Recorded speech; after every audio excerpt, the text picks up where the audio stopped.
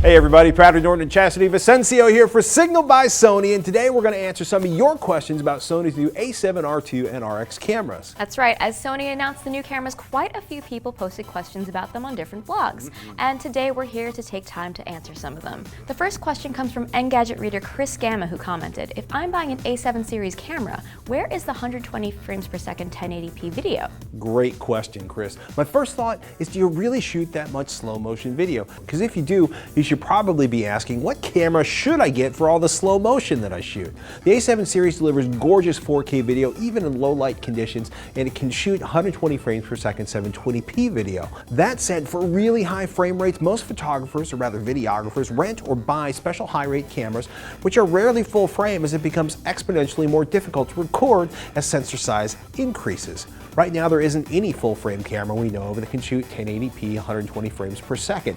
There are other options though. Sony's Action Cam, the FD RX1000V, can shoot full HD at 120p and 1280 by 720 at 240p, along with other popular point of view camera brands. Now let's talk about the RX cameras. So this one is from Engadget reader Curious, who asks, for a camera that's nearly $1,000, where is the phase detect autofocus? Really good question. So in this case, the reason isn't a matter of price, but rather the camera category it falls into. So fixed lens or interchangeable lens. Fixed lens cameras like the RX camera line don't have separate dedicated AF sensors, so they don't have phase detection autofocus or PDAF.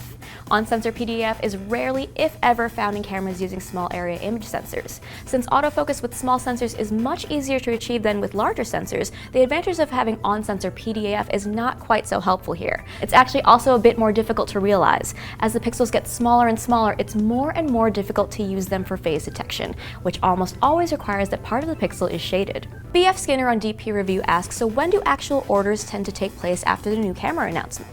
I feel this pain. I've seen HDTVs ship more than 6 months after they were announced at CES. It's always torture when new cameras get announced, but you have to wait to get your hands on it. In this case, the wait isn't bad at all. Both the RX100 M4 and the RX10 M2 were announced in June, and orders are getting shipped to doorsteps in July for the RX100 M4 and around August for the RX10 M2. F. Weiler has a question that a lot of people ask: what frames per second can you set the slow-mo to?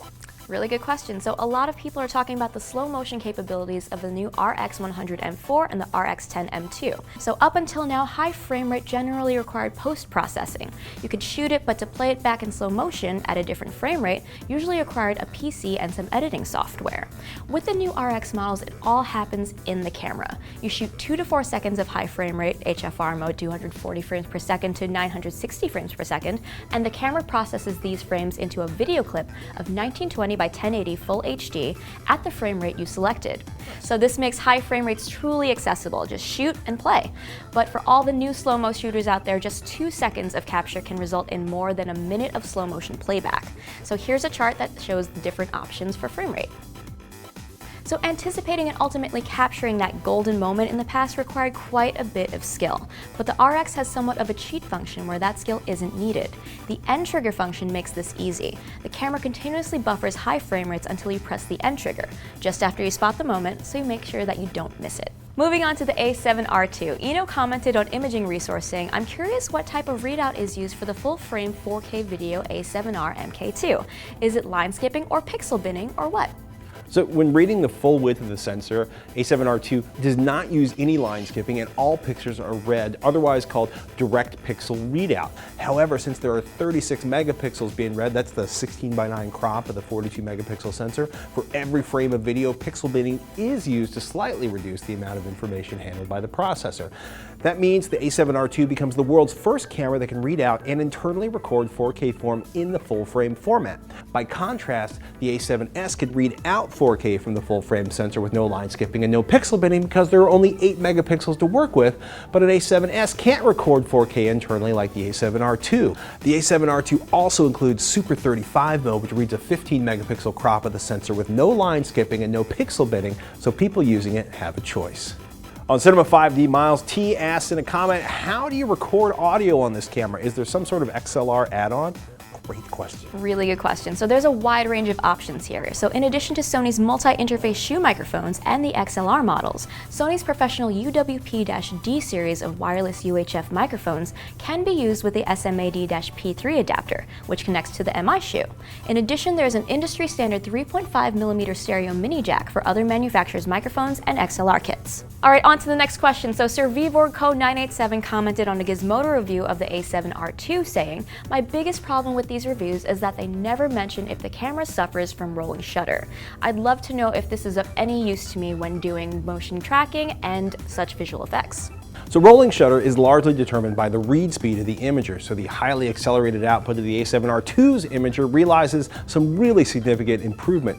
If you're looking for reviews of this, a few are just starting to appear on the web. Check the site News Shooter. They got their hands on an A7R II and published a first impressions review, which includes some insightful samples of A7R II rolling shutter performance, and it looks like they noted the full frame performance is very good.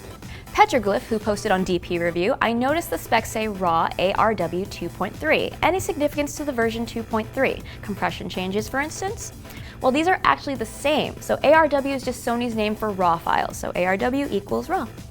Our last question comes from Dustin, who posted on Imaging Resource that he was curious about the lowest ISO on both the A7R II and the RX100 M4 when in picture profile S-Log2, and that answer would be 800. That concludes today's Q&A video. To stay on top of everything Sony makes, do yourself a favor and check out the Signal by Sony channel. For now, this is Chastity and Patrick saying see you next time. Bye.